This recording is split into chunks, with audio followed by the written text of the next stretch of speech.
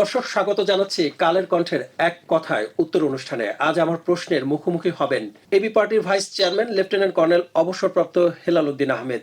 আর আপনাদের সঙ্গে আছে আমি সাদমান সাকিব। তো শুরু করা যাক। প্রথম প্রশ্ন, আপনার জন্মস্থান কোথায় এবং কোন তারিখে? আমার জন্মস্থান ঢাকা এবং আমার জন্ম তারিখ ছিল 2 অক্টোবর 1959 সন। ধন্যবাদ। আপনার শিক্ষা জীবন কোথায় শুরু হয়েছিল এবং কোথায় শেষ করেছেন? আমার বাবা বিমান বাহিনীতে ছিলেন, কাজেই আমার শিক্ষা জীবন পাকিস্তানে শুরু হয়েছিল এবং শেষ হয়েছে আমার ন্যাশনাল ইউনিভার্সিটি ঢাকা থেকে। এবার একটি মজার প্রশ্ন, প্রিয় প্রশ্ন বলতে পারেন, আপনার বিয়ের তারিখ কবে এবং কাকে বিয়ে করেছেন? আমার 10 মে 1984-তে আমি বিয়ে করেছি, বেশ আর্লি বিয়ে করেছিলাম আমি। কাকে বিয়ে করেছেন? আমারই পছন্দের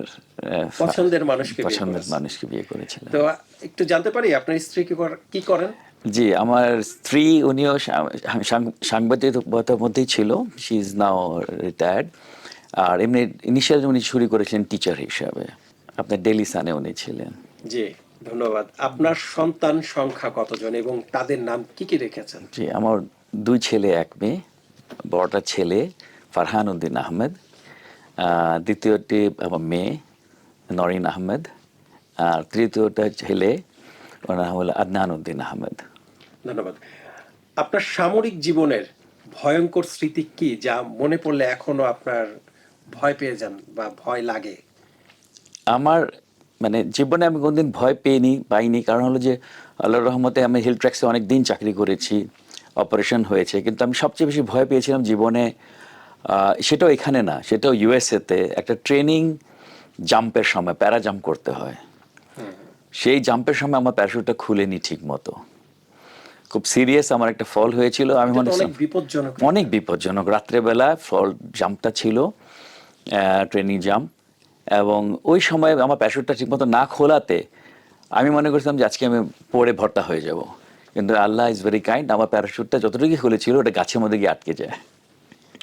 জি, আপনি সামরিক যে পেশায় ছিলেন সে পেশা শেষ করে এখন রাজনীতিতে যুক্ত হয়েছেন, দেশের মানুষের জন্য কাজ করতে চাচ্ছেন। তা রাজনীতিতে আপনার কার বেশি সহযোগিতা পেয়েছেন?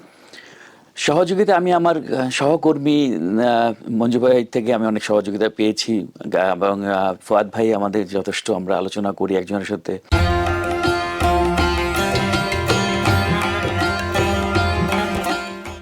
এবং গাইডলাইনটা ভালোভাবে পাই।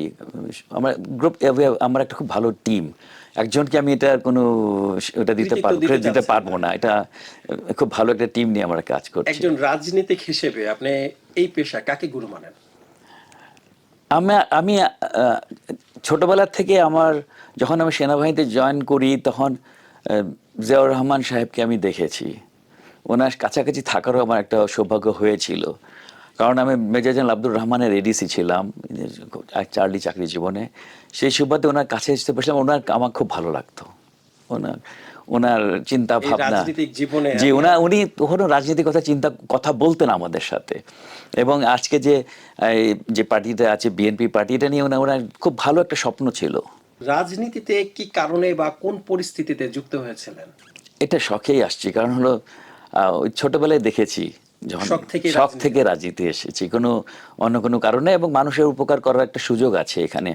এখন রাজনীতি করতে এসে দেখি যে সেনাবাহিনী যে সময়টা কাটিয়েছি তার থেকে বেশি উপকার করতে পারতাম যদি রাজনীতিতে থাকতাম, শুরু করতাম। জি, মানে এটাই মনে হচ্ছে আপনার? জি জি। কখনো রাজনীতি ছেড়ে দিতে চেয়েছিলেন কিনা, যদিও রাজনীতি আপনি একটা পেশা থেকে শেষ করে আপনি রাজনীতিতে যুক্ত হয়েছেন? রাজনীতি ছেড়ে দেওয়ার চিন্তা করি না, কিন্তু সেনাবাহিনী ছাড়া চিন্তা করেছি কয়েকবার। সেটা কি কারণে?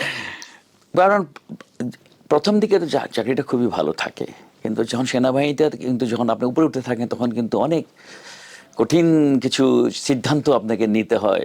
সেই সিদ্ধান্তগুলি আমার কাছে মানে নিজের স্বাধীনতাটাকে খর্ব করে সিদ্ধান্তগুলি নিতে হয় বলে আমার ভালো লাগতো। দেশে এবং দেশের বাইরে আপনার রাজনীতির কোনো পছন্দের ব্যক্তি আছে কিনা আমাদের সাথে যদি একটু শেয়ার? জি, আমার মাহাথির মোহাম্মদ আমাকে খুব ভালো লাগে। Is a বেলোভেলেন্ট dictator. সে তো আমি সেনাবাহিনীর কাছে ডিক্টেটরশিপের প্রতি একটু উইকনেসটা, কারণ আমাদের চেইন অফ কমান্ডটা মেনে চলার মতো একটা আছে, এবং মাহাথির মোহাম্মদ কিন্তু খুব সুন্দর করে দেশটাকে এগিয়ে নিয়ে গেছেন। দেশের মধ্যে কেউ আছেন? দেশের মধ্যে দেখি না, দেশের মধ্যে দেখি না। জিয়াউর রহমান ছিলেন, উনি তো নাই। ধন্যবাদ আপনাকে। শেষ প্রশ্ন, আপনি কোন কোন দেশ ভ্রমণ করেছেন এবং এই ভ্রমণের কোনো মজার অভিজ্ঞতা অথবা তিক্ততার কোনো অভিজ্ঞতা আছে কিনা? ভ্রমণ সবসময় খুব আনন্দদায়ক। তবে আমার জাতিসংঘের আমার মেয়াদ থাকাকালীন সময়ে আমার রোয়ান্ডাতে খুব তিক্ত অভিজ্ঞতা হয়েছে। কারণ হুটি আর টুটসুদের মধ্যে যে ওখানে কীভাবে বেলজিয়ানরা এই দেশটাকে ধ্বংস করছিল, নিজেরা আন্তদ্বন্দ্বের মধ্যে দেশটাকে কীভাবে ধ্বংস করছিল, তো সেই দেশটা আমি দেখতাম।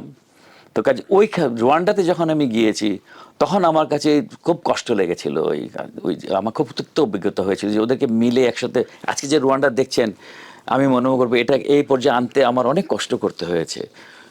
ফ্রেঞ্চ অ্যান্ড বেলজিয়ান এরা কেউই চাইতো না যে এখানে একটা শান্তি হোক, কারণ দুজন দুই দেশটাকে ভাগ করে খেতে চেয়েছিল। ধন্যবাদ।